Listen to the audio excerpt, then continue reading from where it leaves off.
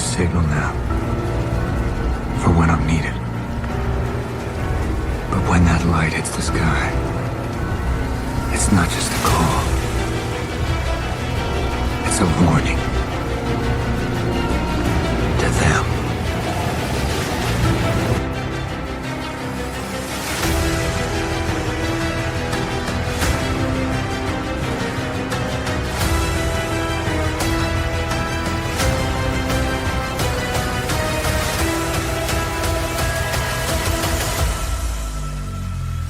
Yes, sir. Welcome to Beyond the Bat Signal. I'm your host, Domenic. Join me as we dive into the depths of Batman's lore, dissecting the rogues gallery, and uncovering the stories of our iconic vigilante known as the Dark Knight. Thank you very much for tuning into today's episode, where I think that this is a little overdue. And I'm talking about Batman The Long Halloween, The Last Halloween, issue number 5, which was, I believe, released on February 26th. If I'm not mistaken, I'm pretty sure it's February 26th. Anyway, I've had it, finally read it, and I wanted to get my thoughts, review out there on this. I guess it's a 10-issue series by Jeff Loeb. And the art for this month, and I don't want to mess up this name, but I feel like I will, and I apologize, is by Bill Sienkiewicz. I'm going to call him Bill S. But anyway, the art was done, and I'm going to share my thoughts about, I guess, the entire story, and I guess we'll just go from there. But before we dive into today's episode, I just want to thank each of you for listening in. And, it's been, I guess, overwhelming positive. I mean, we just celebrated our 1-year anniversary, and it was, I think, my first episode was dropped on February 27th, and then I guess my most recent episode, which you can listen to, was episode 32, where I gave a hands-on review just about the MetaQuest 3, the VR headset, which blew my mind. I am in the midst of playing Batman Arkham Shadow, and I'm in love with this game. And that was my 1-year anniversary episode. Now, with that being said, if you'd like to rate and review this show, believe me when I say this, it really helps go a long way, especially with the algorithm.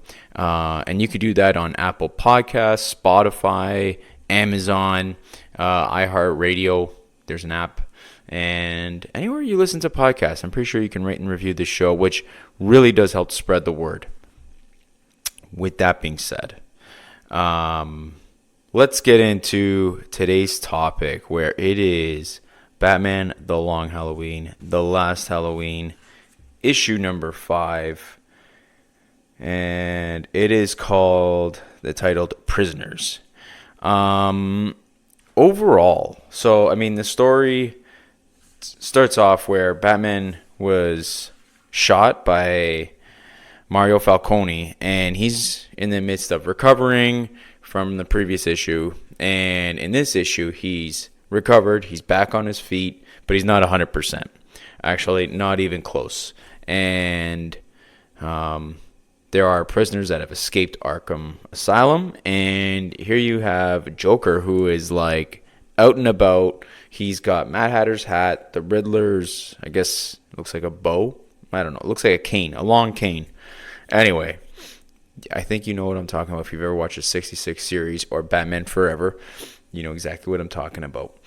And it starts off with the Joker is being confronted by Batman. And normally, when it comes to the physicality part, Batman has no problem handling the Joker, I'd say for the most part, especially when it comes just one-to-one.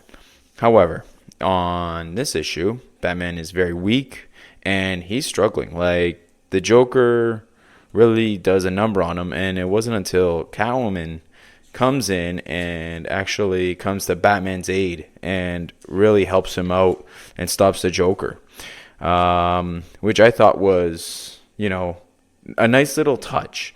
Now, there's this story with Loeb now that they always kind of touch upon that. Yeah, Catwoman's in Arkham, but she can leave whenever she wants. And right away, when I was reading that, I was like, oh, if you ever watch Joker Folie à Deux, you have Harley Quinn, who admitted herself into Arkham, but she's able to leave whenever she would like. I don't think it's a nod. I just saw some parallels that I wanted to point out. But it's a little hint as to like, well, why is that subplot? Like, why is that kind of significant for Catwoman? Don't know. And we don't find out in this issue, but I'm sure with issue 6, 7, 8, and 9, and 10 coming out soon that we are going to find out. But yeah, it's interesting to see where Joker really, does a number on Batman, and then you have Catwoman just use her whip to kind of stop Joker. And, one thing with Jeff Loeb, he really does know how to write Joker, and like the way he talks, I instantly hear Mark Hamill's voice in my ear or in my mind while I'm reading Jeff Loeb write Joker. You have, then there's another subplot. So that's going on with the Gordons. And I'm talking about Jim Gordon and Barbara Gordon. It's at this point, New Year's Eve into New Year's Day. And she's obviously been drinking. And she's upset. She's like, once again, it's just me and my son all alone. And you, Commissioner Gordon, are not here to spend time with your family. And it just seems like, she's obviously upset. She needs a partner, and he's never there when she needs him most. And he's conflicted because he's like, well, listen, we have another holiday killer out there that I have to stop. And at the same time, he's like, then there's my family that needs me, right? But he obviously has made the decision to, one, choose Gotham City over his family and protect it. And he just feels like, he in his mind, he thought he told her that he was going to be working late, but I guess he didn't. And she just said, listen, like, you never told me. And, I get it. Like, this is your dream to clean up this city. But what about the family that we have here? What about our son who we finally got back? What happens to all that? And it seems like you've made your decision to choose Gotham City, and I'm going to choose my decision to leave. Now, the next couple of pages has where Batman's back at the Batcave thanks to Catwoman saving Batman. And just, it seems like she's always around and is very present whenever Batman is in danger and always protecting him. But at this point, you have Alfred stitching up Bruce and basically encouraging him, like, listen, you need to rest. And Batman, being Batman, he's not going to rest. You see him lifting some weights. It looks like he's got, I don't know, he's doing some bench press here and really pushing himself and telling him, Robin, basically, that whoever shot Catwoman, Penguin, the Riddler, all have the original Holiday 22 pistol. Same barrel grooves, same tape, same acid burning the serial numbers. And then Robin is trying to talk to Batman, saying like, but he or she, they are the only ones wounding the victims. And Batman, just being stern, is just like, listen for once. Then you have another scene where Robin and Batman are training, and Robin, using his, it looks like a bow, is constantly hitting the injured area at Batman, and Batman's just like, hit me harder.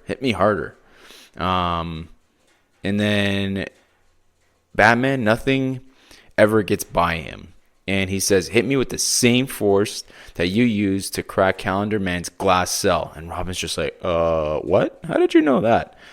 And Batman just says, like, you didn't think I would find out? Because of your carelessness, he set everyone on the loose.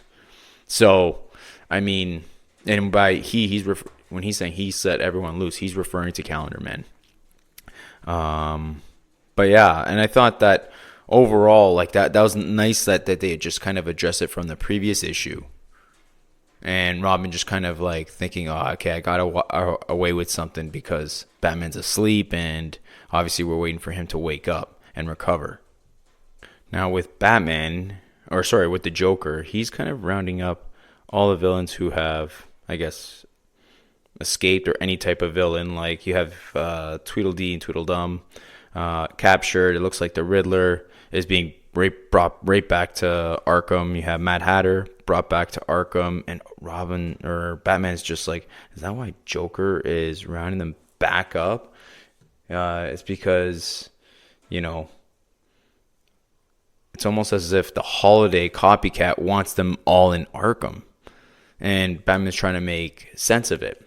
Then we kind of get like fast forward into Valentine's Day, where Batman says, I'm ready, finally.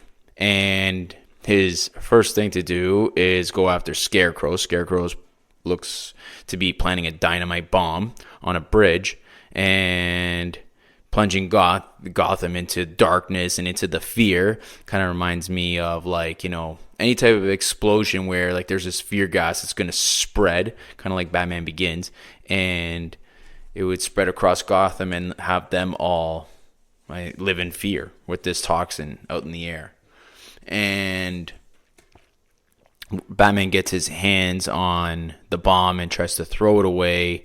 It blows up, obviously, and Joker at the bottom of the scene, or at the bottom of the page, goes, my fair lady, and he's collecting all these straws that are connected to Scarecrow, which I thought was a nice little touch. And you're like, okay, well, what's he going to do with these straws that it came off of Scarecrow?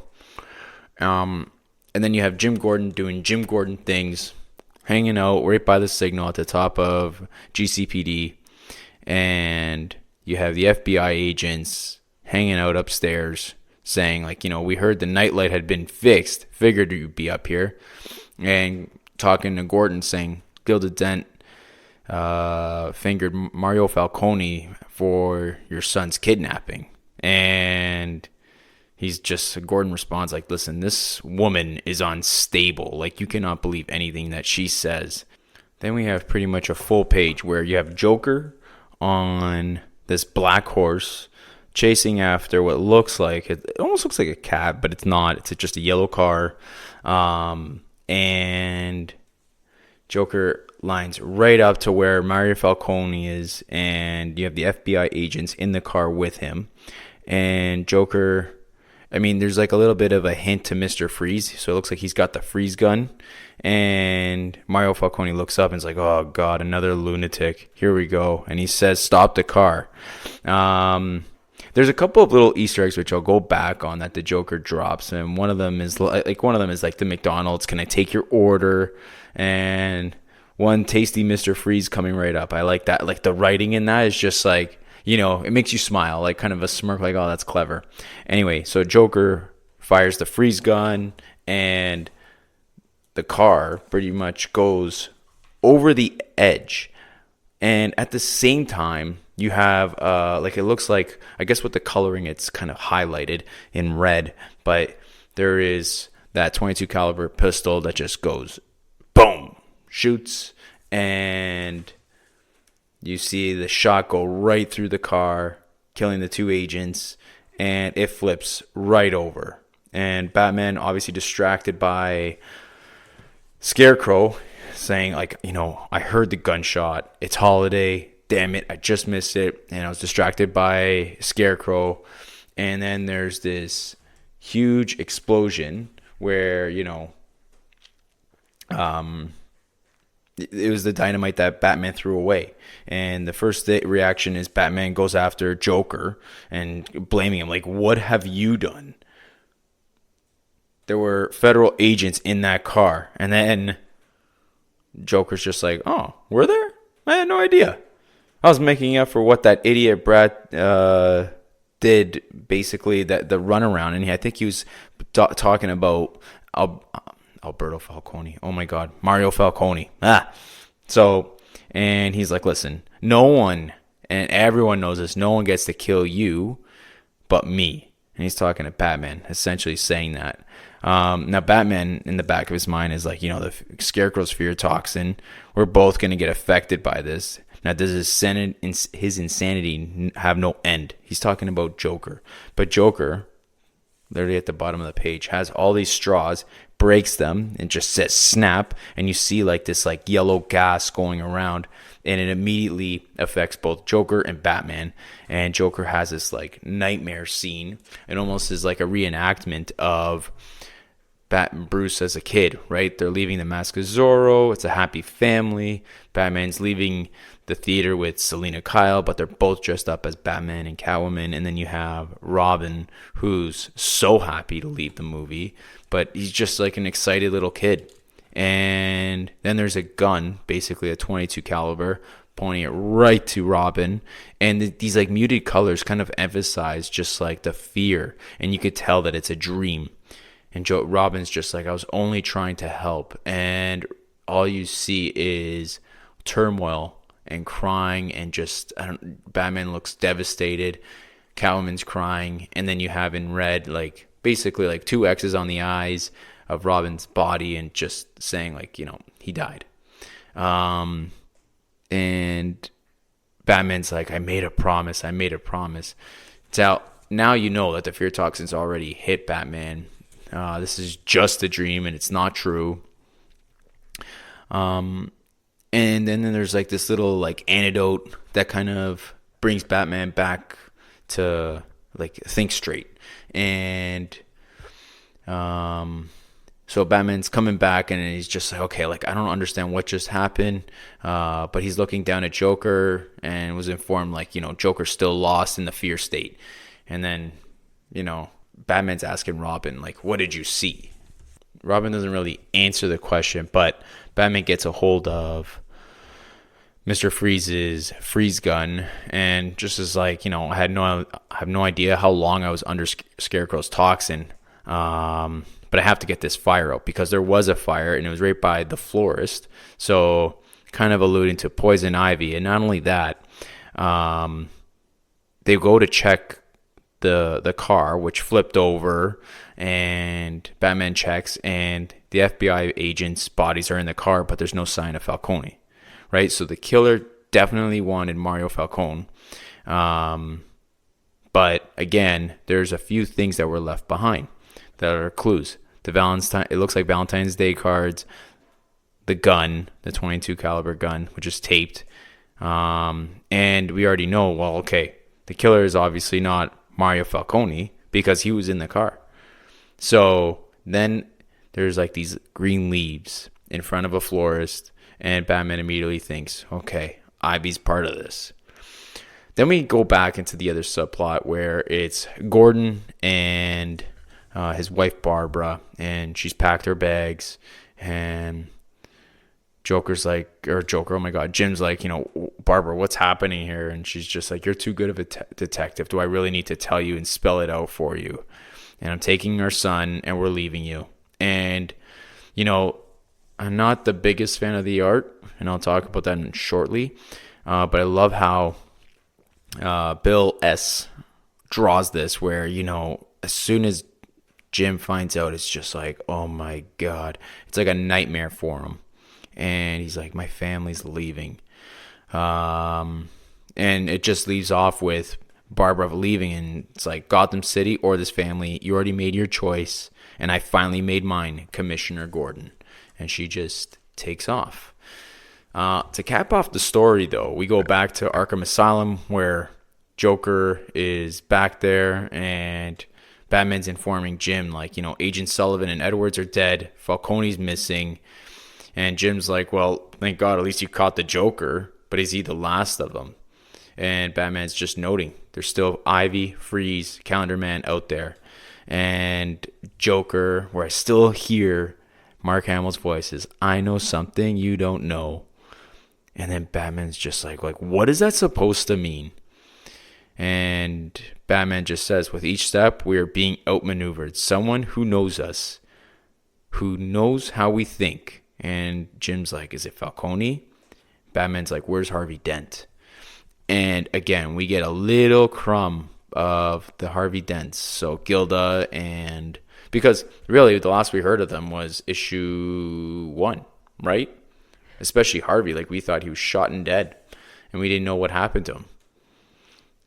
So there's a doctor. It's hard to see who he's. All you get a good look at his face, but it's covered up with a mask, and he's got a cap on, and he's meeting up with Gilda Dent in the sewers, and just he says like, "Listen, you know, I don't know if he's going to recognize you." And she's like, "I'm his wife, for God's sake." And he tells her like, "Just so you know, like,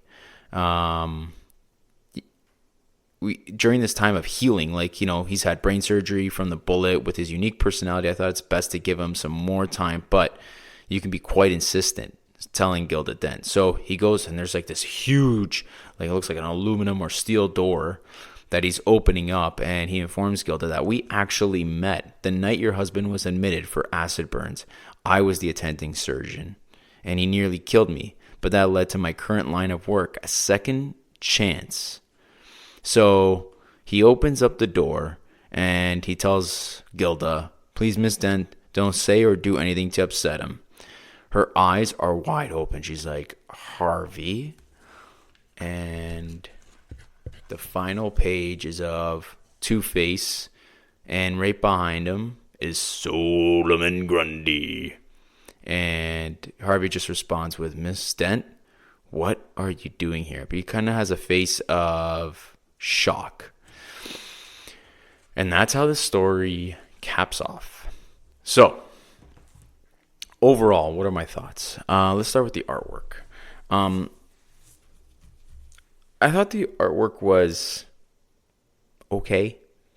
I don't think it was great. I think it was probably my least favorite in the entire series. To be honest, I just found it somewhat distracting. The part I did like was, like, there was a couple of panels that I did like. You know, the one of Jim Gordon that I mentioned.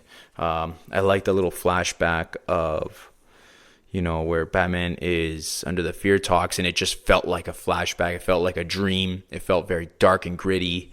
But the rest of the story, I don't like how Bill S. draws Batman. I don't like how he draws Joker. I don't like how he draws Catwoman. I'm just not a big fan. I felt like it kind of took away from the story, if anything. I thought the coloring by Dave Stewart was incredible. I thought it was really well done. But the way Batman was drawn, it almost felt like the entire story was a dream sequence. And which, again, it's just not my cup of tea. To some people, I think they'll like it. I could see why. For me, it doesn't fit this story. That's just me. I'm curious to see what we get. And, you know, I think with the previous other iterations of artists, I thought that they did a pretty good job for the most part. But this one, I found that it was my least favorite. Again, that's just my opinion. With the main story, you know, we're getting little crumbs that are leading us to finding out who Holiday is. I still have no clue. Probably someone a lot smarter than me will be able to kind of pinpoint exactly who it is. But obviously, Mario Falcone is out of the question. The little subplots with Catwoman is interesting because, you know, she is able to go into Arkham, but she's able to leave anytime she wants. So, like, what's up with that? The whole thing with Jim Gordon, you know, you're seeing marital troubles go on with them two, and Batman noticed that Jim's like a little off, and he's not sure, like, you know, what's going on. Like, obviously Batman doesn't know. He doesn't really partake in Jim's personal life. And they keep it completely professional, but he's noticing that Jim's a little off. And rightfully so. He had his son who was taken, and then now his wife's leaving and taking the son again for a second time. So, you know, I actually don't mind this aspect. I think that it's going to lead to somewhere. Right now, it's kind of like up in the air as to like if they don't do anything, it kind of reminds me of The Dark Knight Rises, where they kind of just touch upon it, like, well, what happened to the wife and the kids? Well, you know, she picked up and left, and then that was it. I mean, there they mentioned it, but this was like, for 5 issues, they kind of alluded to like the frustrations between Barbara having towards Jim and his job. And I'm kind of curious if that's where it ends or if they'll continue to add to that subplot of the story. I hope they do, because I like it. I feel his pain, I feel her pain, because it's like, she's not being acknowledged, not being recognized, and she just wants her husband, and he's constantly choosing Gotham City. And obviously these holiday killings are putting a wedge in between them. And then you have Batman, who at one point looked somewhat like, he looked like he could lose, right? Like he was getting beaten up by Joker, and here's Catwoman coming to save the day. And it's nice to show Batman being very vulnerable, and he's not always that physical force against Joker. And to even see Joker have an upper hand to switch things up is nice. I liked it. And then to include Scarecrow's fear talks and showing that little flashback, I mean, right there was probably I think my favorite part. If I had to choose a favorite panel, I mean, that one's really difficult. I always go by the Ryan Lauer school of thinking, and it's like, well, can it tell you a story? If you were to take out all the words, what would be your favorite story, or what would it be like if you could tell a story from it? So I think kind of like the first panel, to be honest, where Joker's just tipping his hat and he sees Batman in the shadow. Pretty cool with Arkham Asylum. And like, really, you can look at that and make up an entire story just based on that panel. That was pretty good. And even like the emotions that they have with Jim sitting alone in his apartment, and obviously it's New Year's Day and Barbara left him.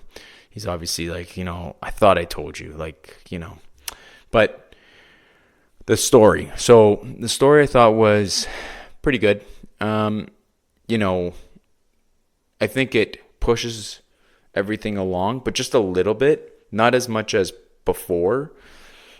I'm kind of curious if they kind of pick things up, because it feels like it's a slow burn at this point, and I'm really dying to know, like, okay, what's going to happen next? Where's this all going? What's going to even happen with Catwoman? What's going to happen with Jim? Even Robin, like, he's been sprinkled in here, I think just enough, and it's still very much a Batman-centric story. Still has that noir feel where you're kind of guessing, like, okay, like, what hint are they dropping? And I feel like it's right in front of my face. Someone much smarter than me is going to figure it out, and I'm sure if I search it, they've already figured out who the killer is. I think that Jeff Loeb is trying to make you think it could be a number of people, but is it Calendar Man? Is that obvious? Is it also, could it be Catwoman? Because they're kind of saying, like, well, why is it that Catwoman just chooses to stay in Arkham? Is it that obvious? Like, she has a vendetta against the Falcones, right? She does. But overall, I think I'd give this story about a 7 out of 10, a B. I thought I enjoyed it. It was a good read. I think that the art really took away from the entire story. I thought it was bothersome for me. At times, kind of hard to make out certain scenes. I think the big one was where the car was flipping. I'm like, okay, like, what is going on here? And I'm looking at it right now. But Jeff Loeb still writing fantastic story, and this guy's gonna have, I guess, Long Halloween, The Last Halloween, and Hush 2 drop on the same day, if I'm not mistaken. Let me double check. Yeah, March 26th, same day as Hush 2 with Jim Lee and Jeff Loeb. That is going to be a banger. And talk about the sales. I just looked it up, and the sales are going through the roof. I think they've sold already 40,000 copies. Insane. And that's just pre-order. Good for them. They're going to be very rich. Anyway, so those are my overall thoughts with Batman, The Long Halloween, The Last Halloween, issue number 5, titled Prisoners. Curious to hear what your thoughts are. If you have any questions or you want to share your thoughts about the story thus far, please reach me at through email, beyondthebatsignal@gmail.com. My next episode, I anticipate being the full game review of Batman Arkham Shadow. I am playing it and I'm loving it. I really hope that a lot of you guys like kind of listen in and be like, man, I really need to give this game a chance, because it is worth your while. But yeah, I think these are my thoughts over the Batman The Last Halloween. I thought it was an enjoyable book. I feel like once I read it all together, it's going to flow a lot better. There was obviously that little month break in February where it kind of held things off for me, and I had to kind of go back and be like, okay, what happened in the last issue? But yeah, now we have issue number 5 in the books, and that's it. Now it's 6, 7, 8, 9, 10. There's just a couple more to go. We're halfway done, and like I said, we have to enjoy the ride, and I'm enjoying it so far. This is honestly a really good little series that I have been keeping up with a bunch of different artists. You really are missing. I do miss Tim Sale being part of this little series, especially in this month. I don't know how you guys feel about that, but overall, I'm enjoying it. Anyway, I'm rambling on way too long. But yeah, last thing. Please rate and review this show if you can on Apple, iTunes, or whatever it is, Apple Podcasts, Spotify. It really does help spread the word. But that's it for now. So living in Canada, we're on March break, so I'm kind of enjoying the week off. And stay tuned as there's going to be an upcoming episode. So if you don't follow, I guess I'll share a couple of episodes that we've had. So Ryan Lauer was recently on, and we ranked our favorite Arkham games. And you can listen to that episode. I believe it was episode 31. And he's from the Batman Book Club. And he also is part of Batman on Film, which you can Google, Batman-on-film. And he also reviews Batman The Long Halloween, The Last Halloween. He was a fantastic guest. I was also on a guest where we reviewed Batman The Heart of Hush. And upcoming episode is Peter R. Vera. So he's also been on the show. And I was just a guest on his show called the Italian Spider-Man Coalition. So that will be coming out later this month. But highly recommend you check it out. It's all about Spider-Man. They do talk about Batman here and there. But it's a lot of fun. And Pete is just a hoot to listen to. So yeah, definitely check that out. Now, with that being said, my name is Domenic. This is Beyond the Bat Signal, and we are signing off.